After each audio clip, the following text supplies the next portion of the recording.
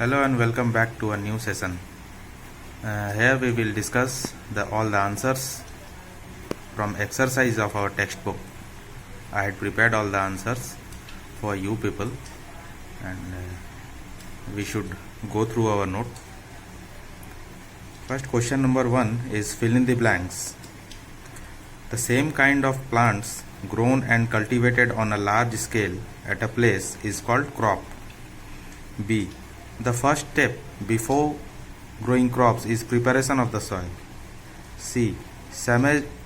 Damaged seeds would float on top of the water. D. For growing a crop, sufficient sunlight and water and nutrients from the soil are essential. Question number 2 is match the following items in which Kharif crops is given, Rabi crops is given, chemical fertilizers, organic manure. So I have made the answer. You just tally with your book. Kharif crops include paddy and maize. Rabi crops include wheat, gram, pea. Chemical fertilizers include urea and superphosphate. 4. Organic manure includes animal excreta, cow dung, urine and plant waste. So in question number 3 there is give 2 examples of each Kharif crop and Rabi crop. So it has been discussed in the previous question also in match the following. Kharif crop is paddy and maize, Rabi crop is wheat and gram. Then question number 4, write a paragraph in your own words on each of the following. Friends, I had tried to write the answer in easy language for you people so that you can comfortably take it up and write in your own words in exams. So better you should prepare your own notes by your own words, so that you need not to give very much efforts and too much efforts. अगर आप लोग अपने notes में अगर आप लोग अपने ही words में अगर ट्राई करेंगे लिखने का तो वो ज़्यादा बेटर होगा. तो आप लोगों को याद करने का, लर्न करने का, ज़्यादा रट्टा मारने का ज़रूरत नहीं पड़ेगा. तो मैंने कोशिश किया है कि बहुत इजी वर्ड्स में नोट्स को प्रिपेयर किया जाए ताकि आप लोगों को समझ आए और याद रखने में भी कोई प्रॉब्लम ना हो. तो फर्स्ट ये टॉपिक है, फर्स्ट नोट लिखने को दिया गया है वो preparation of soil. So soil preparation is the first step in growing a crop. ये पहला ही स्टेप है, हम लोग पहले भी पढ़ चुके हैं. प्रिपरेशन ऑफ सॉइल जो है वो पहला स्टेप है. It is done before sowing of seeds. It involves tilling and loosening the soil. This allows the roots to go deep in the soil and breathe easily. That means सबसे पहला step हम लोग soil को prepare करने में देते हैं, पहला स्टेप करते हैं बिफोर सोइंग ऑफ सीड्स जो होता है उससे पहले हम लोग सॉइल को प्रिपेयर करते हैं. तो इसमें क्या कुछ मेथड है जो टीलिंग है, loosening of the soil means soil का क्लम्स बन जाते हैं जो, तो उसको ढीला किया जाता है, उसको लूज़ करना है ताकि वो अच्छे से ब्रीथ कर पाए, सीड्स जो जाए उसमें. और सीड्स के बाद रूट्स आएगा तो रूट्स उसमें डीप इनसाइड जा सके और इजीली ब्रीथ कर पाए, उसको एयर मिल पाए, इसलिए लूज़ किया जाता है सॉइल को. तो प्रिपरेशन ऑफ सॉइल में इतना ही लिखना काफ़ी है शॉर्ट नोट्स के लिए. देन आता है सोइंग. सोइंग में फ्रेंड्स, सोइंग मीन्स सीड्स को लगाना. Sowing is done just after the soil preparation. Soil जैसे ही प्रिपेयर हो जाता है उसके बाद हम लोग का नेक्स्ट स्टेप सोइंग है. By putting the seeds into the soil. A funnel shape tool is used for sowing the seeds. एक फनल टाइप का शेप, एक फनल शेप का एक टूल होता है जिसको यूज़ करके सोइंग किया जाता है. सीड्स को मिट्टी में डाला जाता है, फार्मर्स के द्वारा बेसिकली वो यूज़ किया जाता है ताकि अच्छे से हो पाए. Nowadays seed drill is used for sowing. आजकल सीड ड्रिल को यूज़ किया जा रहा है. Nowadays seed drill is used. ये एक अलग टेक्निक है. Sowing seed drill is used for sowing with the help of tractors के हेल्प से सीड ड्रिल किया जाता है. This tool sows the seeds uniformly in a proper distance and depth ये जो न्यू टेक्निक यूज़ किया जा रहा है सीड ड्रिल को ट्रैक्टर के यूज़ करके किया जा रहा है, और ये टेक्निक बहुत ही इफेक्टिव है। और ये यूनिफॉर्मली मीन्स इक्वल डिस्टेंस पे सीड्स को लगाता है, और प्रॉपर डिस्टेंस के साथ साथ डेप्थ भी मेंटेन करता है, गहराई। And then weeding, some unwanted plants grows along with the crops called weeds, and the process of removing these weeds is called weeding. Weeding is very important for proper growth of the crops. Weeding मैंने आपको बताया था। Weeds क्या होता है? Weeds जो unwanted plants जो आ जाता है, खरपतवार, घास, जिसका ज़रूरत हमें नहीं होता है, वो क्रॉप्स के बीच में उगाते हैं, नेचुरली उगाते हैं। तो सिंपल वर्ड्स में आपको यही बताना है, इतना ही है इसका answer. Some unwanted plants grow along with the crops, जिसे वीड्स कहा जाता है, और उस वीड्स को हम फार्मर्स उसको निकालते हैं, और हम लोगों को चाहिए कि वो निकाल दे जल्द से जल्द, ताकि हमारे मेन क्रॉप प्लांट्स जो है उनको डिस्टर्ब ना हो पाए, उनको एयर मिल पाए प्रॉपरली, उनको न्यूट्रिएंट्स मिल पाए, इसलिए वीडिंग किया जाता है। वीडिंग का मतलब removing of that unwanted plants. Weeds को रिमूव करना ही वीडिंग कहलाता है। आप ये भी लिख सकते हैं, removal of weeds is called weeding. Weeding is very important for proper growth of the crops. Weeding बहुत इंपॉर्टेंट है, क्योंकि वीडिंग नहीं करेंगे तो क्या होता है कि वीड्स जो है हमारा मेन प्लांट्स का जो क्रॉप्स जो है उसका एयर को कंज्यूम करता है, उसका एयर के साथ साथ उसके बाद न्यूट्रिएंट्स को कंज्यूम कर लेता है, वाटर को कंज्यूम कर लेता है।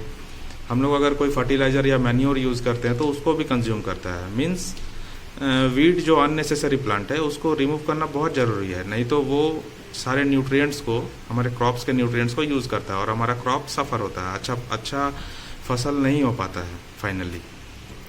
Then threshing technique, the process of separating the grains seed from the chaff is called threshing. वो सीड्स को शैफ मीन्स उसके छिलके से अलग करने का प्रोसेस को ही थ्रेशिंग कहा जाता है। बहुत सारे क्रॉप्स में उसके ऊपर में कवर रहता है, तो उस कवर को रिमूव करना होता है। वो रिमूव करते हैं तो हम लोगों को प्रॉपर ग्रेन्स मिल पाता है। This is done by using a machine called combine.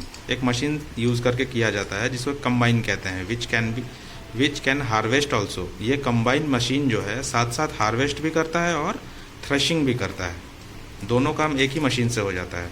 और हार्वेस्ट का मतलब होता है जब क्रॉप्स रेडी हो जाता है तो क्रॉप्स को कट करने का प्रोसेस को ही हार्वेस्टिंग कहा जाता है। और हार्वेस्टिंग के साथ साथ थ्रेशिंग भी होता है। थ्रेशिंग मीन्स वो जो हम कट किए क्क्रॉप्स, उसमें जो ग्रेन्स है उसको उसके कवर से बाहर निकालना, ताकि हम लोग यूज़ कर पाएँ उसे। अभी नेक्स्ट क्वेश्चन है, explain how fertilisers are different from manure. मैंने आपको बार बार कहा है कि ये क्वेश्चन मोस्ट इंपॉर्टेंट क्वेश्चन है इस चैप्टर का। Fertilisers, manures, and difference between fertilisers and manures, and difference between rabi crops and kharif crops, ये दो क्वेश्चन वेरी इंपॉर्टेंट है। तो हम लोग देखते हैं, इसे मैंने ऐसे बॉक्स बना करके ये किया है, तो आप लोग को भी मैं बोलता हूँ कि ये बॉक्स बना कर ही आप लोग डिफ्रेंशिएट कीजिए, इसमें पॉइंट वाइज डिफ्रेंशिएट कीजिए। अगर आप पैराग्राफ में लिखते हैं सिर्फ, बहुत स्टूडेंट्स ऐसे होते हैं कि फर्टिलाइज़र का क्या करते हैं कि फर्टिलाइज़र का डेफिनेशन लिख देते हैं, उसका एग्जांपल्स लिख देते हैं, उसका यूजेस लिख देते हैं एक ही पैराग्राफ में।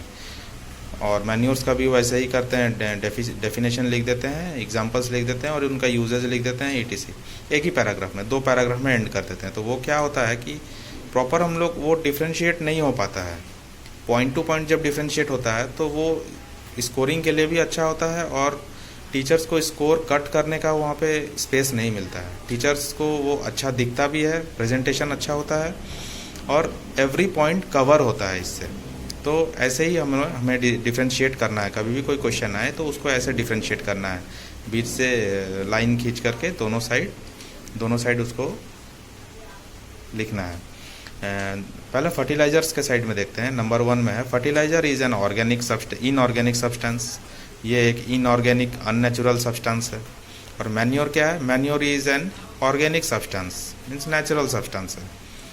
और फर्टिलाइज़र जो है अननेचुरल है, आर्टिफिशियल है, जो ह्यूमंस के द्वारा बनाया जाता है, और मैन्योर जो है वो ह्यूमन के द्वारा नहीं बनाया जाता है, वो नेचुरली होता है। सेकंड पॉइंट है fertilisers are prepared artificially in factories. Fertilisers को आर्टिफिशियली फैक्ट्रीज में बनाया जाता है। और manure is obtained by decomposition of animal, plant and human wastes in fields. तो मैन्योर जो है हम लोग कैसे पाते हैं, वो डिकम्पोजिशन से होता है। डिकम्पोजिशन मीन्स वो ख़राब हो जाता है, animal waste, plant waste, human waste, जैसे काउ डंग, ये सब। फिर प्लांट्स जो डेड प्लांट्स होते हैं वो धीरे धीरे डिकम्पोज होने लगते हैं, मिट्टी में मिलने लगते हैं, सड़ने लगते हैं। तो उसके बाद उससे मैन्योर तैयार हो जाता है। थर्ड पॉइंट है it does not provide humus to soil. ये ह्यूमस नहीं प्रोवाइड करता है, फर्टिलिटी नहीं प्रोवाइड करता है। और मैन्योर में it provides humus to soil, ये ह्यूमस नहीं प्रोवाइड करता है और मैन्योर ह्यूमस प्रोवाइड करता है। Then fertiliser number 4, rich in nutrients. Fertiliser जो है वो बहुत रिच रहता है न्यूट्रिएंट्स में, इसमें केमिकल्स रहते हैं। और मैन्योर्स में ये लेस रिच इन न्यूट्रिएंट्स, इसमें न्यूट्रिएंट्स थोड़ा कम रहता है। और फर्टिलाइजर्स में नंबर 5 में long term usage harms the soil. इसको अगर बहुत लंबे समय तक यूज़ किया जाए फर्टिलाइजर्स को, तो ये मिट्टी को हार्म करता है, सॉइल को नुकसान पहुंचाता है। और मैन्योर्स का है नंबर 5 में long term usage increases the fertility of the soil. जितना लंबा इसको मैन्योर्स को यूज़ करें, जितना ज़्यादा साल में यूज़ करें, जितना ज़्यादा समय तक यूज़ करें, उतना ज़्यादा फर्टिलिटी, सॉइल का फर्टिलिटी बनता है, फर्टिलिटी अच्छा होता है। और कॉन्सिक्वेंटली हम लोग का क्रॉप्स भी, प्रोडक्शन भी अच्छा होता है और मैनी फोल्ड्स इंक्रीज हो जाता है क्रॉप प्रोडक्शन। क्वेश्चन नंबर 6 है what is irrigation, describes 2 methods of irrigation which conserve water. The process of watering the crops at regular intervals is called irrigation. सिंचाई करना, पौधों को पानी देना, क्रॉप्स को पानी देना, यही इरिगेशन है। वाटरिंग करना, the process of watering the crops. Then methods of irrigation which conserve water are as follows. Irrigation के अंडर में बहुत सारा मेथड्स है, बहुत सारे मेथड्स को यूज़ करके इरिगेशन होता है, सिंचाई होता है। लेकिन उनमें से जो वाटर को बचाता है, वाटर को कंजर्व करता है, वैसा 2 मेथड्स हम लोग डिस्कस करेंगे जो बहुत ही इफ़ेक्टिव हो, पानी के वेस्टेज को बचाए। तो इनमें पहला है स्प्रिंकलर सिस्टम। स्प्रिंकल से ही पता चल रहा है कि ये स्प्रिंकलिंग होगा। इसमें स्प्रिंकल मतलब ही होता है छिड़कना। This method is used in mainly uneven land. Uneven मतलब होता है जो समतल ना हो, जो प्लेन ना हो। अनइवन मतलब होता है जो उबड़ खाबड़ हो। तो उबड़ खाबड़ लैंड में यूज़ किया जाता है मेनली इसको। Where sufficient water is not available, जहाँ पे सफिशियंट, पर्याप्त मात्रा में पानी अवेलेबल नहीं है, वहाँ पे स्प्रिंकलर मेथड यूज़ करते हैं। This system has an arrangement of vertical pipes with rotating nozzles on the top. इस सिस्टम में एक अरेंजमेंट होता है पाइप्स का, वर्टिकल पाइप्स रहता है, पाइप्स खड़ा रहता है और उसके ऊपर में एक रोटेटिंग नोजल रहता है, जो नोजल घूमते रहता है और पानी का छिड़काव पूरे फील्ड में होता है। ऊपर में घूमते रहता है और पानी का छिड़काव होता है। ऐसा एक अरेंजमेंट होता है स्प्रिंकलर सिस्टम में। तो इससे पानी का बचत होता है, बहुत पानी इसमें वेस्टेज नहीं होता है। और दूसरा है ड्रिप सिस्टम। ड्रिप सिस्टम क्या है? In this method water goes drop by drop directly into the roots. इस सिस्टम में बूंद बूंद करके, थोड़ा थोड़ा करके वाटर जो है रूट्स में जाता है, डायरेक्टली रूट्स में जाता है, एकदम रूट्स में ही जाता है और इधर उधर नहीं जाता है। तो it is very useful method as it conserves the water and also helps in avoiding weeds. तो ये बहुत ही यूजफुल मेथड है क्योंकि डायरेक्टली रूट्स में पानी जाता है, तो इसमें वेस्टेज और कम हो जाता है। और साथ ही साथ जब पानी क्रॉप्स के इधर उधर आजू बाजू में भी नहीं अगर जाएगा तो वीड्स भी होने का चांसेस कम हो जाएगा, क्योंकि मिट्टी को पानी नहीं मिलेगा जहाँ पे क्रॉप है पानी वहीं पे मिलेगा, उसके अलावा जो और अलग जगह दूर है उसमें पानी नहीं जाएगा, तो वीड्स भी वहाँ पे कम उगेगा। वीड्स मतलब खरपतवार, unwanted plants. Then question number 7 है, if wheat is sown in kharif season what would happen, discuss.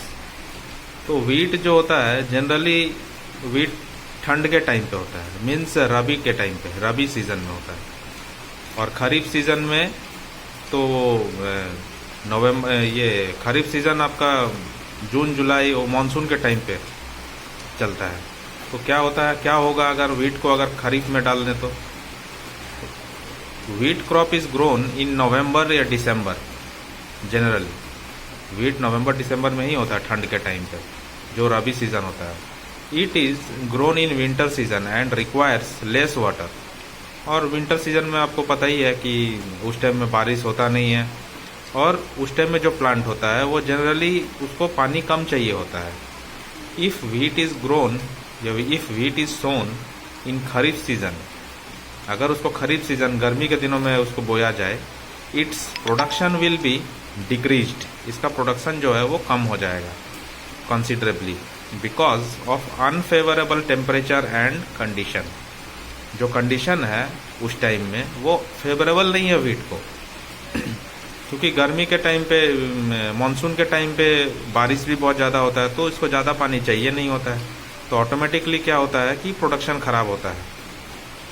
और उस टाइम का कंडीशन जो होता है वो वीट को सूट नहीं करता है। तो खरीफ सीजन में अगर वीट को बोया जाए तो प्रोडक्शन अच्छा नहीं होगा। देन क्वेश्चन नंबर 8 देखते हैं, explain how soil gets affected by the continuous plantation of crops in a field. Continuous जब प्लांटेशन होता है क्रॉप्स का, तो सॉइल को क्या अफेक्ट होता है और कैसे अफेक्ट होता है, तो हम लोग देखते हैं।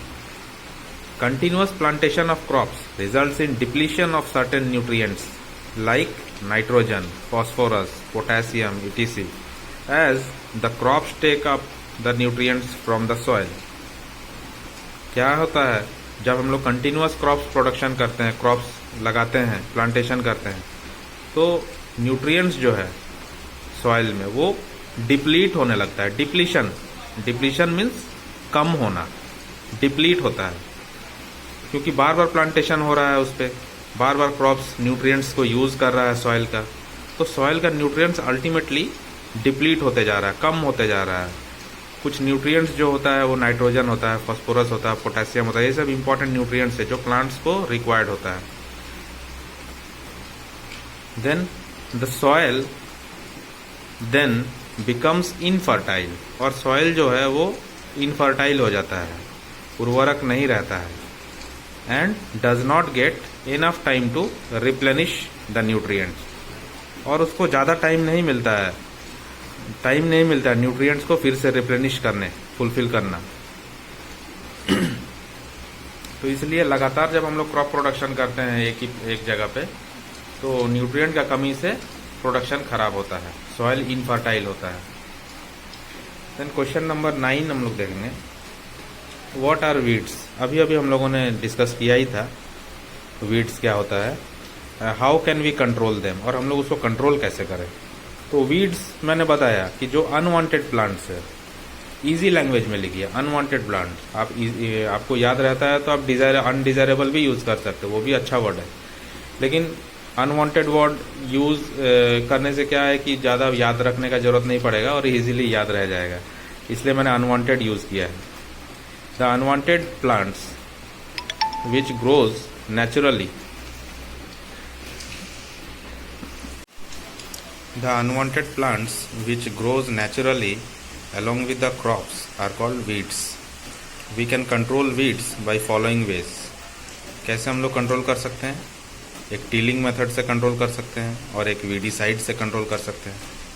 Tilling before sowing of crops uproots and kills the weeds.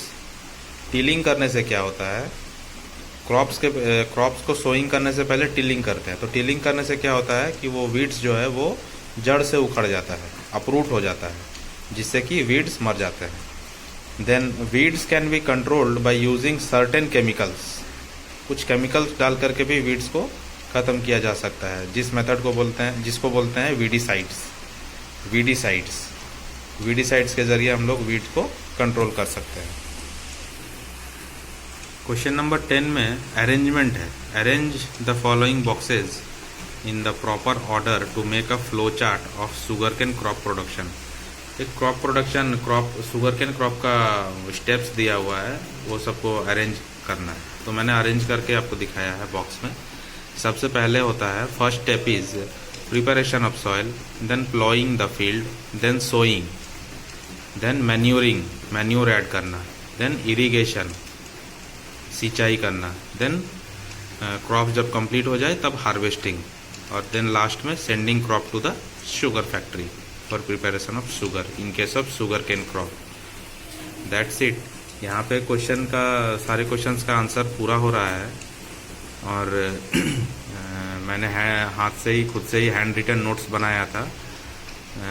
आशा करता हूँ कि आप लोगों को बहुत पसंद आया होगा। और इसका पीडीएफ अगर चाहिए किसी को पीडीएफ फॉर्म में, तो वो मैं ये कमेंट कर सकते हैं, कमेंट करके मुझे बताइए तो मैं आपको सेंड कर दूंगा। और सेकंड थिंग है कि आप स्क्रीनशॉट लेकर के भी आप अपना नोट्स बना सकते हैं, इसको देख करके आप अपना नोट्स बना सकते हैं। और नेक्स्ट सेशन में हम लोग सेकंड चैप्टर स्टार्ट करेंगे। सो अभी के लिए इतना ही। Till then good bye.